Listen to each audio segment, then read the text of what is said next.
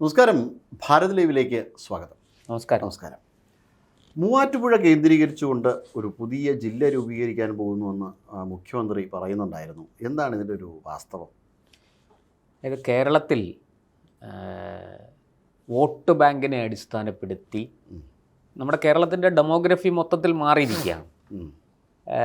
ഒരു 20-25 വർഷം മുമ്പുള്ള ഒരു ഡെമോഗ്രഫി അല്ല. ഇപ്പോൾ നമുക്ക് ഇപ്പോൾ നടക്കാൻ പോകുന്ന സെൻസസിൻ്റെ അടിസ്ഥാനത്തിൽ ഞെട്ടിക്കുന്ന വിസ്ഫോടനാത്മകമായ വിവരങ്ങളാണ് കേരളത്തിൻ്റെ ഡെമോഗ്രഫിയെ സംബന്ധിച്ച് പുറത്തു വരാൻ പോകുന്നത്. ഞാൻ അതുകൊണ്ട് തന്നെ അതിനെക്കുറിച്ച് ഞാൻ ഇപ്പോൾ ഒന്നും പറയുന്നില്ല. പക്ഷേ ഒരു കാര്യം ഞാൻ ഉറപ്പിച്ചു പറയാം, കേരളത്തിൻ്റെ ഒരു പൊതു സമാധാന ജീവിതത്തെ വലിയ രീതിയിൽ തകിടം മറിക്കുന്ന തരത്തിലുള്ള ഒരു ഞെട്ടിക്കുന്ന വിവരങ്ങളാണ് ആ സർവേയിൽ അല്ലെങ്കിൽ ആ സെൻസസിലൂടെ പുറത്തു വരാൻ പോകുന്നതെന്നാണ് ഞാൻ ഇതുവരെ നടന്ന പഠനങ്ങളുടെ അടിസ്ഥാനത്തിൽ എനിക്ക് തോന്നുന്നത്. അങ്ങനെയൊന്നും സംഭവിക്കാതിരിക്കട്ടെ. ഇവിടെ നോക്കൂ, മൂവാറ്റുപുഴ ജില്ല രൂപീകരിക്കുന്നതിനെക്കുറിച്ചാണ് മുഖ്യമന്ത്രി പറഞ്ഞത്. അതൊരു തന്ത്രമാണ്, ഒരു മുൻകൂർ ജാമ്യമെടുക്കലാണ്. നോക്കൂ, നമ്മൾ പലപ്പോഴായിട്ട് കേൾക്കുന്നു മലപ്പുറം ജില്ല വിഭജിക്കണം. മലപ്പുറം ജില്ല ആദ്യമൊക്കെ, അതായത് ഒരു 10-15 വർഷം മുമ്പ്, ഈ 2006 2010 ഇടയ്ക്ക് നമ്മൾ കേൾക്കുന്ന, അന്നൊക്കെ പത്രസമ്മേളനങ്ങളിൽ ഉൾപ്പെടെ, അന്ന് VS അച്യുതാനന്ദൻ സർക്കാർ ഭരിക്കുന്ന കാലമാണ്. അന്ന് മുസ്ലിം ലീഗിൻ്റെ അതുപോലെ മലബാറിൽ നിന്ന് വരുന്ന, പ്രത്യേകിച്ചും കോഴിക്കോടിനും പാലക്കാടിനും ഒക്കെ ഇടയ്ക്ക് കിടക്കുന്ന മലപ്പുറം ജില്ലയെ പ്രതിനിധീകരിച്ച് വരുന്ന രാഷ്ട്രീയ പാർട്ടികളും സംഘടനകളുമൊക്കെ മലപ്പുറം ജില്ല വിഭജിക്കണം എന്ന ആവശ്യം, തിരൂർ കേന്ദ്രീകരിച്ചൊരു പുതിയ ജില്ല വേണം എന്ന ആവശ്യം അന്ന് തന്നെ അവർ ഉന്നയിക്കുന്നുണ്ട്. ഇന്ന് ആ ആവശ്യം 2ൽ നിന്ന് 3ലേക്ക് കടന്നിരിക്കുകയാണ്. അതായത് മലപ്പുറം ജില്ല വിഭജിച്ച് 2ആക്കണം എന്ന് പറഞ്ഞിരുന്നവർ ഇന്ന് മലപ്പുറം ജില്ല വിഭജിച്ച് 3ആക്കണം എന്ന് പറയുകയാണ്. വളരെ തന്ത്രപരമാണ്. അപ്പോൾ ഭാവിയിൽ എന്തായാലും മലപ്പുറം ജില്ല വിഭജിക്കേണ്ടി വരും എന്നുള്ള കാര്യം, ജനസംഖ്യയുടെ അടിസ്ഥാനത്തിൽ വിഭജിക്കേണ്ടി വരും എന്നുള്ള കാര്യം തീർച്ചയാണ്. നമുക്കറിയാം, ഇപ്പം ഈ ലോക്സഭാ മണ്ഡലങ്ങൾ എടുത്തു നോക്കിയാൽ ഒരു മണ്ഡലത്തിൽ ഒരു 10 ലക്ഷം വോട്ടർമാരാണ് ശരാശരി നമ്മുടെ കണക്ക്. നമ്മുടെ ഭരണഘടനാ ശില്പികൾ നമ്മുടെ ഭരണഘടന ഉണ്ടാക്കി നമ്മുടെ രാജ്യം ഒരു സ്വതന്ത്ര പരമാധികാര റിപ്പബ്ലിക് ആയപ്പോൾ മുതൽ നമ്മൾ പിന്തുടർന്ന് വരുന്ന ചില കീഴ്വഴക്കങ്ങളുണ്ട്. അതിൻ്റെ അടിസ്ഥാനത്തിൽ ഒരു 10 ലക്ഷം വോട്ടർമാർക്ക് ഒരു MP എന്നുള്ളതാണ് ഒരു ഏകദേശ ധാരണ. അതിപ്പോൾ നടപ്പിലാക്കാൻ സാധിക്കില്ല നമുക്ക്. ഈ ചില മണ്ഡലങ്ങളിലൊക്കെ ഇന്ത്യയിൽ വലിയ 10-20 ലക്ഷം വോട്ടർമാരുള്ള മണ്ഡലങ്ങൾ വരെയുണ്ട്. 10 ലക്ഷത്തിന് താഴെയുള്ള ചില മണ്ഡലങ്ങളും അപൂർവമായിട്ടുണ്ട് എന്ന് പറയാതിരിക്കാൻ കഴിയില്ല. അത് പോട്ടെ, അത് മറ്റൊരു വിഷയമാണ്. ഇവിടെ ഈ ജനസംഖ്യയുടെ അടിസ്ഥാനത്തിൽ ലോക്സഭാ മണ്ഡലങ്ങളുടെ എണ്ണം കേരളത്തിൽ അടക്കം കൂടാൻ പോവുകയാണ്. എന്നാൽ അത് ഡീലിമിറ്റേഷൻ വരുമ്പോൾ സ്വാഭാവികമായിട്ടും കൂടിയേ പറ്റുള്ളൂ. അങ്ങനെ കൂടുമ്പോൾ കേരളത്തിൽ ഇപ്പോൾ കേന്ദ്ര സർക്കാരിൻ്റെ ഇപ്പോഴത്തെ ഒരു പദ്ധതി അനുസരിച്ച് എല്ലാ സംസ്ഥാനങ്ങൾക്കും നിലവിൽ എത്ര ലോക്സഭാ സീറ്റുണ്ടോ അതിൻ്റെ 50% കൂടി അവിടെ വർദ്ധിക്കും. അതായത് 20 സീറ്റുള്ള കേരളത്തിൽ അത് 30 ആവും. 20ൻ്റെ പകുതി 10, 50% എന്ന് പറയുമ്പോൾ അതുകൂടെ ചേർന്ന് 30 ആവും. തമിഴ്നാട്ടിൽ 39 സീറ്റ് എന്നുള്ളത് 20 കൂടെ ചേർന്ന് 59 ആവും.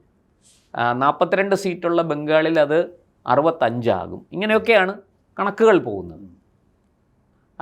അപ്പോൾ ഈ സ്വാഭാവികമായിട്ടും ലോക്സഭാ മണ്ഡലങ്ങളുടെ എണ്ണം കൂടുന്നതിനോടൊപ്പം തന്നെ ഈ കേരളത്തിൽ ജില്ലകളുടെ എണ്ണവും കൂടണം എന്നാണ് UDFൻ്റെയും വിശിഷ്യ ലീഗിൻ്റെയും മുസ്ലിം ലീഗിൻ്റെയും താല്പര്യം. അവരാണല്ലോ ഈ ആവശ്യം ഏറ്റവും ആദ്യം, ലീഗ് എന്നതിനപ്പുറം ലീഗും അതോടൊപ്പം തന്നെ, ലീഗാണ് ഇതിൻ്റെ പിന്നണിയിൽ എന്ന് പറയുന്നു, ലീഗും അതോടൊപ്പം തന്നെ സമസ്ത, അതോടൊപ്പം ഈ മുസ്ലിം ജമാഅത്തൊക്കെ ഈ ആവശ്യം ഉന്നയിച്ച് വന്നതാണ്.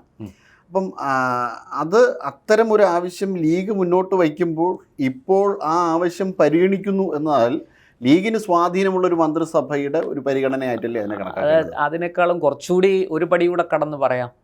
താങ്കൾ പറഞ്ഞ മുസ്ലിം ജമാഅത്തിൻ്റെയും അല്ലെങ്കിൽ സമസ്തയുടെയും ഒക്കെ ആവശ്യം എന്ന് പറഞ്ഞല്ലോ, സത്യത്തിൽ അതിൻ്റെയും പുറകിൽ ലീഗാണ്.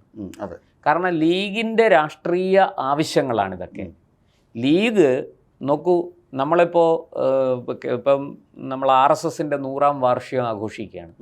100 വർഷം പിളരാതെ മുന്നോട്ട് പോയ സംഘടന എന്നാണ് നമ്മൾ RSSനെ കുറിച്ച് പറയുന്നത്. മുസ്ലിം ലീഗിനും അതുപോലൊരു പാരമ്പര്യമുണ്ട്. ഇന്ത്യ സ്വതന്ത്രമായതിനു ശേഷം ജിന്നയുടെ ലീഗ് ഇവിടം വിട്ടുപോയി. അതിൻ്റെ ബാക്കിയാണ് നമ്മൾ ഇന്ന് കാണുന്ന ഇന്ത്യൻ യൂണിയൻ മുസ്ലിം ലീഗ്. അത് രൂപീകരിച്ചതിന് ശേഷം ലീഗ് എപ്പോഴെങ്കിലും ഒരു കാര്യമായ പിളർപ്പ് ലീഗിനുണ്ടായോ?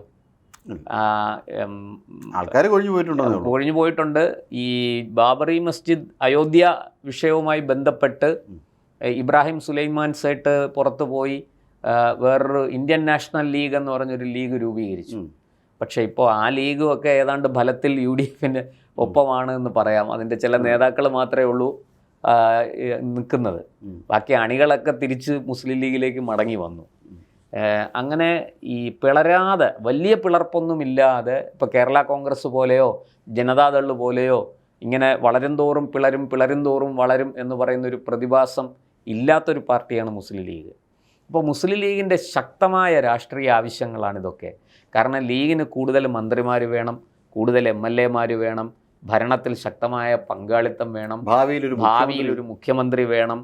ഇപ്പോൾ തന്നെ ലീഗ് ഒന്ന് ആലോചിച്ച് നോക്കൂ. ഈ ഇലക്ഷന് മുമ്പേ ലീഗ് പറഞ്ഞത് ഞങ്ങൾ ഉപമുഖ്യമന്ത്രി സ്ഥാനം ആവശ്യപ്പെടില്ല എന്ന് വെച്ചാൽ ഒരു ഔദാര്യം ആണ്, ഒരു സൗജന്യം ചെയ്യുന്ന പോലെയാണ്. ഞങ്ങൾ ആവശ്യപ്പെടില്ല എന്ന്. അതിന് ഞങ്ങൾക്ക് അർഹതയുണ്ട്. അപ്പോൾ കോൺഗ്രസ് അത് അറിഞ്ഞു തരികയാണെങ്കിൽ ഞങ്ങൾ സ്വീകരിക്കും, ഞങ്ങൾ ചോദിച്ചു വാങ്ങത്തില്ല എന്ന് വെച്ചാൽ ഞങ്ങളൊരു സൗജന്യം ചെയ്യുകയാണ് നിങ്ങളോട്, കേരളത്തിലെ പൊതുസമൂഹത്തോട് ഞങ്ങളൊരു സൗജന്യം ചെയ്യുകയാണ്. ലീഗിന് അതിനുള്ള അർഹതയൊക്കെ ഉണ്ട്. പക്ഷേ ലീഗ് ചോദിക്കില്ല, ലീഗായിട്ട് ചോദിക്കില്ല, നിങ്ങൾ നിർബന്ധിക്കണം, ലീഗിൽ നിന്ന് ഞങ്ങൾക്കൊരു ഉപമുഖ്യമന്ത്രിയെ തരണം എന്ന് നിർബന്ധിച്ചാൽ ലീഗ് വഴങ്ങും. ഇതാണ് ലീഗിൻ്റെ രാഷ്ട്രീയം. ഇപ്പം നിലവിൽ നമുക്കറിയാം, നേരത്തെ 4 മന്ത്രിമാരുണ്ടായിരുന്ന ലീഗിന് ഇപ്പോൾ 5 മന്ത്രിമാരുണ്ട്. അത് 2011-16 കാലത്ത് തന്നെ അങ്ങനെ 5 മന്ത്രിമാർ ലീഗിനുണ്ടായി. അത് ലീഗിൻ്റെ രാഷ്ട്രീയമാണ്. അവർക്ക് കൂടുതൽ MLAമാർ വേണം, കൂടുതൽ മന്ത്രിമാർ വേണം, ഭരണത്തിൽ സ്വാധീനം വേണം, കൂടുതൽ വകുപ്പുകൾ വേണം. കാരണം അത് അവരുടെ ലീഗിൻ്റെ രാഷ്ട്രീയം അങ്ങനെയാണ് മുമ്പോട്ട് പോകുന്നത്. അതൊരു വോട്ട് ബാങ്ക് രാഷ്ട്രീയമാണ്. ലീഗ് പഴയ ജിന്നയുടെ ഇന്ത്യൻ യൂണിയൻ മുസ്ലിം ലീഗിൻ്റെ ബാക്കിപത്രമാണ്. നമ്മൾ നേരത്തെ തന്നെ കാര്യത്തിൽ പറഞ്ഞു. ഇപ്പോൾ നിലനിൽക്കുന്ന ലീഗും പക്ഷേ ആ ബാക്കിപത്രവും പഴയ അതിൻ്റെ അതേ സ്വഭാവത്തോടു കൂടിയാണ് മുന്നോട്ട്. ഇതേ രീതിയിൽ തന്നെയാണ് അവരും ആവശ്യപ്പെട്ടു, കൂടുതൽ കാര്യങ്ങൾ ആവശ്യപ്പെട്ടു. അതിനകത്ത് ചില വ്യത്യാസങ്ങളുണ്ട്. പിന്നെ പണ്ടൊക്കെയുള്ള മുദ്രാവാക്യം അറിയാലോ, പത്തണയ്ക്ക് കത്തി പാകിസ്ഥാൻ എന്നൊക്കെ ആയിരുന്നു അന്നത്തെ മുദ്രാവാക്യമെങ്കിൽ ഇന്നത് മാറ്റി വെച്ചിട്ട് കുറെ കൂടി നമ്മുടെ ഇന്ത്യൻ ഭരണഘടനയ്ക്ക് വഴങ്ങുന്ന രീതിയിലുള്ള ചില തന്ത്രങ്ങളുമായിട്ടാണ് ലീഗിൻ്റെ രാഷ്ട്രീയം മുന്നോട്ട് പോകുന്നത്. ജനാധിപത്യ രീതിയിൽ കൂടുതൽ, അതായത് ഇവിടെ വോട്ടർമാരുടെ എണ്ണം കൂടുമ്പോഴാണല്ലോ ഭൂരിപക്ഷം വരുന്നത്, അങ്ങനെയല്ലേ? അപ്പോൾ അതിനനുസരിച്ച് പതുക്കെ ഡെമോഗ്രഫിയിൽ ചേഞ്ച് വരുത്തിക്കൊണ്ടുള്ള ഒരു തന്ത്രമാണ് ലീഗ് പയറ്റുന്നത്. അതിന് ലീഗ് കൃത്യമായിട്ട് മതസംഘടനകളെ കൂട്ടുപിടിക്കുന്നുണ്ട്, സാംസ്കാരിക സംഘടനകളെ കൂട്ടുപിടിക്കുന്നുണ്ട്, പ്രവാസി സംഘടനകളെ കൂട്ടുപിടിക്കുന്നുണ്ട്. അങ്ങനെ വലിയൊരു നെറ്റ്വർക്ക് ലീഗിന് ആ കാര്യത്തിലുണ്ട്. അപ്പോൾ ഇവിടെ പിന്നെ പഠിച്ച് വളർന്നു വരുന്ന ആൾക്കാർ, മികച്ച രീതിയിൽ പഠിച്ച് വളർന്നു വരുന്നവരെ അതിനനുസരിച്ച് മുന്നോട്ട് പോകാൻ കഴിയും. അല്ലാത്ത ആൾക്കാരെ അവർ വളരെ പെട്ടെന്ന് ഇവിടുന്ന് ഗൾഫിലേക്ക് കൊണ്ടുപോവുകയോ അവിടെ ജോലി വാങ്ങിക്കൊടുക്കുകയോ ഒക്കെ ചെയ്യുന്നൊരു വലിയ സംവിധാനം അതിനകത്തുണ്ട് ലീഗിനകത്ത്. അത് മുസ്ലിം ലീഗ്, അതിന് ഞാൻ കുറ്റം പറയുകയല്ല, അത് അവരുടെ രാഷ്ട്രീയമാണ്. അവരത് വളരെ ഭംഗിയായിട്ട് ചെയ്യുന്നു. എന്തുകൊണ്ടത് മറ്റുള്ളവർക്ക് ചെയ്തുകൂടാ? എന്തുകൊണ്ട് കേരളത്തിലെ മറ്റു രാഷ്ട്രീയ പാർട്ടികൾക്കൊന്നും അത് ചെയ്തുകൂടാ? അത് ചെയ്യാൻ ഒരു പരിധിവരെ ശ്രമിച്ച് കുറച്ച് പരാജയപ്പെട്ടു പോയൊരു പാർട്ടിയാണ് CPIM. CPIMന് ഇപ്പോൾ അവിടെയൊക്കെ നല്ല സ്വാധീനമുണ്ട് ഗൾഫ് മേഖലയിൽ. പക്ഷേ പ്രശ്നമില്ല. അതെ, തരാതരം പോലെ. അതെ, ഇവിടെ പിൻവാതിൽ നിയമനവും പിന്നെ PSCയെ നോക്കുകുത്തിയാക്കിയുള്ള പരിപാടികളും ഒക്കെ നടക്കുന്നതായിട്ട് അന്ന് പ്രതിപക്ഷത്തിരുന്ന ഇന്നത്തെ ഭരണപക്ഷം ആരോപിച്ചിരുന്നു. എന്തായാലും അത് താൽക്കാലിക അടിസ്ഥാനത്തിലൊക്കെ അവരെങ്ങനെങ്കിലുമൊക്കെ ആളെ ജോലിക്ക് കയറ്റും. ഇല്ലെങ്കിൽ അവർ ഈ പറഞ്ഞതുപോലെ ഇപ്പോൾ അവർക്കും ഗൾഫിൽ വലിയ സ്വാധീനമുണ്ട്. ഞാൻ ചോദിക്കുന്ന മറ്റു രാഷ്ട്രീയ പാർട്ടികളൊക്കെ എന്താ ഉറങ്ങുമായിരുന്നു? ലീഗ് ഇത് ചെയ്യുമ്പോൾ ലീഗിന് എന്തെങ്കിലും കൊമ്പുണ്ടോ? ഇല്ല. ലീഗ് വളരെ പാടുപെട്ട് പണിപ്പെട്ട് അധ്വാനിച്ചാണ് ഇതൊക്കെ നേടിയത്. അത് മറ്റുള്ളവർക്കും ആകാമായിരുന്നു. അവരവിടെ കയ്യും കെട്ടി ആകാശത്ത് നോക്കി ഇരുന്ന് മുദ്രാവാക്യം മാത്രം വിളിച്ചിട്ട് കാര്യമില്ല. അപ്പോൾ അത് പോട്ടെ, അത് മറ്റൊരു വിഷയമാണ്. അപ്പോൾ ഇവിടെ അങ്ങനെ ലീഗ് തന്ത്രത്തിൽ ജനാധിപത്യത്തിനോടൊപ്പം ചേർന്ന് നിന്നുകൊണ്ട് അവരുടെ ആ ഒരു സംഘടിത വോട്ട് ബാങ്കിൻ്റെ ഒരു വർഗീയ രാഷ്ട്രീയം വളരെ കൃത്യമായിട്ട് പയറ്റുന്നുണ്ട്. അത് ഏറ്റവും കൂടുതൽ അപകടം ഉണ്ടാക്കാൻ പോകുന്നത് കോൺഗ്രസ്സിനാണ്. കോൺഗ്രസ്സിലെ ആൾക്കാർക്കാണ് ഇതൊരു വലിയ വെല്ലുവിളി. ഇന്നിപ്പോൾ ഒന്നാലോചിച്ച് നോക്കൂ, കോൺഗ്രസ്സിൽ മുസ്ലിം നേതാക്കളുടെ എണ്ണം വളരെ കുറവാണ്. അത് മുഴുവനും ലീഗ് അടിച്ചുകൊണ്ട് പോവുകയാണ്. ലീഗ് സത്യത്തിൽ കോൺഗ്രസ്സിനുള്ളിലെ ചെറുപ്പക്കാരായ മുസ്ലിം ചെറുപ്പക്കാർ, അങ്ങനെ തന്നെ നമുക്ക് എടുത്തു പറയാം, അവർ നല്ല മികച്ച ട്രാക്ക് റെക്കോർഡുള്ള ആൾക്കാരുണ്ട്. നല്ല രാഷ്ട്രീയ വിദ്യാർത്ഥി രാഷ്ട്രീയം തൊട്ട് നന്നായിട്ട് പ്രവർത്തിച്ചു വന്ന ആൾക്കാരുണ്ട്. പക്ഷെ അവർക്ക് വിചാരിച്ചതുപോലെ കയറി വരാൻ പറ്റുന്നില്ല. കാരണം ഈ മത സാമുദായിക അടിസ്ഥാനത്തിൽ സ്ഥാനങ്ങൾ പങ്കുവയ്ക്കുമ്പോൾ ലീഗ് ഇത് വലിയ അപകടമാണ്. കാരണം മതം മുസ്ലിങ്ങൾക്ക് കോൺഗ്രസിനുള്ളിൽ പ്രവർത്തിക്കാൻ പറ്റുന്നില്ല, ലീഗിനുള്ളിൽ മാത്രമേ പ്രവർത്തിക്കാൻ പറ്റുള്ളൂ എന്നുള്ള സാഹചര്യത്തിലേക്കാണ് അത് പോകുന്നത്. അങ്ങനെ വന്നാൽ ഒരു വലിയ അപകടത്തിലേക്ക് തീർച്ചയായിട്ടും അത് അപകടമാണ്. അപ്പോൾ അതൊന്ന്. രണ്ടാമത്തെ കാര്യം, ഇതിനെ കോമ്പൻസേറ്റ് ചെയ്യാനാണ് ഈ മൂവാറ്റുപുഴ. സത്യത്തിൽ മൂവാറ്റുപുഴ ജില്ല എന്ന് അദ്ദേഹം പറഞ്ഞത് മലപ്പുറം വിഭജിക്കാൻ പോകുന്നു എന്നുള്ളതിൻ്റെ മറ്റൊരു വശമാണ് അദ്ദേഹം പറഞ്ഞത്. ഇനിയിപ്പോൾ അത് തിരുവനന്തപുരത്ത് ഈ നെയ്യാറ്റിൻകര താലൂക്കിനെ വിഭജിച്ച് മറ്റൊരു ജില്ലയാക്കാനുള്ള ഒരു പരിശ്രമം നടക്കുന്നുണ്ടെന്നാണ് പറയുന്നത്. അതൊരു കോംപ്രമൈസ് സ്ട്രാറ്റജി. അതൊരു കോംപ്രമൈസ് സ്ട്രാറ്റജിയാണ് തീർച്ചയായിട്ടും. അപ്പുറത്ത് കൊടുക്കുമ്പോൾ ഇപ്പുറത്ത് ഒരെണ്ണമെങ്കിലും കൊടുക്കണം. അങ്ങനൊരു അതൊരു തന്ത്രമാണ്. ഇപ്പോൾ ഉദാഹരണത്തിന് ഈ ലോക്സഭാ സീറ്റുകളുടെ എണ്ണം വർദ്ധിക്കുമ്പോൾ തിരുവനന്തപുരം ജില്ലയിൽ നിലവിൽ 2 ലോക്സഭാ സീറ്റുണ്ട്, തിരുവനന്തപുരവും ആറ്റിങ്ങലും. അത് മാറിയിട്ട് നെയ്യാറ്റിൻകരയും തിരുവനന്തപുരവും ആറ്റിങ്ങലും അങ്ങനെ 3 എണ്ണം വരാനുള്ള സാധ്യതയുണ്ട്. അപ്പോൾ ഇപ്പോഴത്തെ ഇപ്പോഴത്തെ നിയമസഭാ മണ്ഡലങ്ങളെ അതിനനുസരിച്ച് അഡ്ജസ്റ്റ് ചെയ്ത് അങ്ങോട്ടും ഇങ്ങോട്ടും ഒക്കെ മാറ്റി അത് റെഡിയാക്കി എടുക്കും. അപ്പോൾ തിരുവനന്തപുരത്ത് അങ്ങനെ 2 എന്നുള്ളത് 3 ആകുമ്പോൾ സ്വാഭാവികമായിട്ടും മലപ്പുറത്ത് അതിനനുസരിച്ച് വർദ്ധിക്കണം. ഇപ്പം നിലവിൽ മലപ്പുറത്ത് 2 ഇതാണ് വരുന്നത്. ഒന്ന് മലപ്പുറവും മറ്റൊന്ന് പൊന്നാനിയും. പിന്നെ മലപ്പുറത്തിൻ്റെ കുറേ ഭാഗങ്ങൾ ചേർന്നാണ് വയനാട് ലോക്സഭാ മണ്ഡലം ഉണ്ടാകുന്നത്. ഈ സത്യത്തിൽ വയനാട് ലോക്സഭാ മണ്ഡലത്തിൽ ഈ നിലമ്പൂരടക്കമുള്ള നിയമസഭാ മണ്ഡലങ്ങൾ ചെന്ന് ചേരുമ്പോഴാണ് അത് വയനാട് ലോക്സഭാ മണ്ഡലം ആകുന്നത്. ഇല്ലെങ്കിൽ വയനാട് ലോക്സഭാ മണ്ഡലം ആകത്തില്ല. അപ്പോൾ അതുപോലെ തന്നെ കോഴിക്കോട്, കണ്ണൂർ പിന്നെ കാസർഗോഡ് ഒക്കെ മാറ്റങ്ങൾ വരും. ഈ മാറ്റങ്ങളെന്ന് പറയുന്നത് ജനാധിപത്യത്തിൻ്റെ ആരോഗ്യകരമായ വളർച്ചയ്ക്കും നിലനിൽപ്പിനും അനുസൃതമായിട്ടാണ് എന്ന് നമുക്ക് പറയാൻ കഴിയില്ല. കാരണം ഇതൊരു സംഘടിത വോട്ട് ബാങ്കിൻ്റെ ഒരു രീതിയിലാണ് ഇത് പൊയ്ക്കൊണ്ടിരിക്കുന്നത്. ഇതിൻ്റെ ഭാവി എന്ന് പറയുന്നത് വളരെ കൃത്യമായിട്ട് മലബാർ കേന്ദ്രീകരിച്ച് ഞങ്ങൾക്കൊരു പുതിയ സംസ്ഥാനം വേണം എന്നൊരാവശ്യം വരും. ഇന്നിപ്പോൾ ജനസംഖ്യാടിസ്ഥാനത്തിൽ ഭരണ സൗകര്യത്തിന് വേണ്ടിയിട്ടാണ് ജില്ലകൾ വിഭജിക്കുന്നത്. അതുപോലെ തന്നെ ഭരണ സൗകര്യത്തിന് സംസ്ഥാനം വിഭജിക്കുന്ന ഒരു ആവശ്യം നാളെ എന്തുകൊണ്ട് ഉയർന്നുകൂടാ? അങ്ങനെ ഉയരില്ല എന്ന് നമുക്ക് പറയാൻ കഴിയുമോ? ഇല്ല. അപ്പോൾ ഇത് വലിയൊരു അപകടം അതിൻ്റെ പുറകിൽ ഒളിഞ്ഞിരിപ്പുണ്ട്. ആ അപകടത്തെ നേരിടാതെ നിവർത്തിയില്ല. അനിവാര്യമായ കാര്യമാണ് ജില്ലാ വിഭജനം.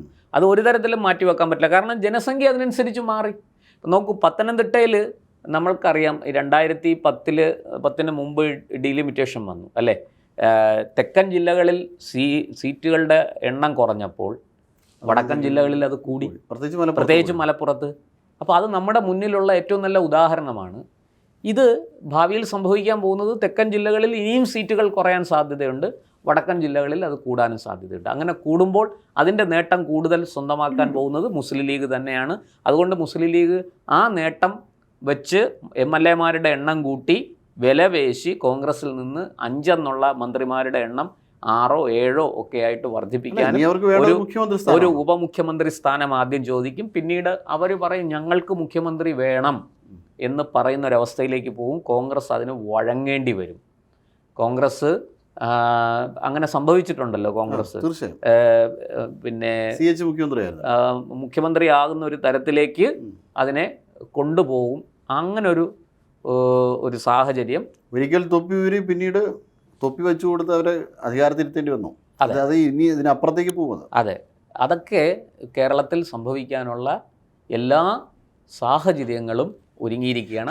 ഇതിനകത്തുള്ള ഏറ്റവും വലിയൊരു കള്ളത്തരം അവർ പറയുന്നത് ദേശീയ ശരാശരിക്ക് മുകളിൽ ജനസംഖ്യയുള്ള പ്രദേശങ്ങൾ വിഭജിക്കണമെന്നാണ്. അങ്ങനെ വിഭജിക്കണമെങ്കിൽ പല ജില്ലകളും വിഭജിക്കണം. പക്ഷെ അത് അങ്ങനെ സംഭവിക്കുന്നില്ലെന്നാണ് ഇപ്പോൾ പുറത്തു വരുന്ന റിപ്പോർട്ടുകളിൽ നിന്ന് മനസ്സിലായത്. അത് സംഭവിക്കാൻ പോകുന്നത് ഇങ്ങനെയാണ്. അത് ഞാൻ നേരത്തെ പറഞ്ഞതുപോലെ തെക്കൻ ജില്ലകളിൽ ഇപ്പോൾ നിലവിൽ തെക്കൻ ജില്ലകളിലെ ജനസംഖ്യ വടക്കൻ ജില്ലകളെ വെച്ച് നോക്കുമ്പോൾ കുറവാണ്. അപ്പോൾ അതിനനുസരിച്ച് ഈ തെക്കൻ ജില്ലകളെ അഡ്ജസ്റ്റ് ചെയ്ത് കൊണ്ടുവന്നിട്ട് വടക്കൻ ജില്ലകൾ, ഇപ്പോൾ പാലക്കാടിൻ്റെ കുറേ ഭാഗങ്ങൾ വെട്ടി മാറ്റി തിരൂരിനോട് ചേർക്കും. അതുപോലെ കോഴിക്കോടിൻ്റെ കുറച്ച് ഭാഗങ്ങളെ വെട്ടി മലപ്പുറത്തിനോടോ നിലമ്പൂരിനോടോ ചേർക്കും. അപ്പോൾ അങ്ങനെ 3 ജില്ലകൾ മലപ്പുറത്ത് മാത്രം ഉണ്ടാകാൻ സാധ്യതയുണ്ട്. തിരൂര്, മലപ്പുറം, നിലമ്പൂർ 3 ജില്ലകൾ വരാനുള്ള സാധ്യത നമുക്ക് തള്ളിക്കളയാൻ കഴിയില്ല. ഇത് ഒരു ഞാൻ നേരത്തെ പറഞ്ഞതുപോലെ ഡെമോഗ്രഫി ചേഞ്ചിൻ്റെ ഭാഗമായിട്ട് വരുന്ന ഒരു അപകടമാണ്. അത് കേരളത്തെ എങ്ങനെയൊക്കെ ബാധിക്കും എന്ന് നമുക്കിപ്പോൾ പറയാൻ കഴിയില്ല. ആ വോട്ട് ബാങ്ക് രാഷ്ട്രീയമാണ്. അത് വളരെ കൃത്യമായിട്ട് അതിനുള്ള എല്ലാ ചേരുവകളും ഇപ്പോൾ ഒത്തു വന്നിരിക്കുകയാണ്. അതുകൊണ്ട് അവർ ഈ ഭരണകാലത്ത് തന്നെ അവർ ജില്ലാ വിഭജനം നടത്തും എന്ന് തന്നെയാണ് എൻ്റെ പ്രതീക്ഷ.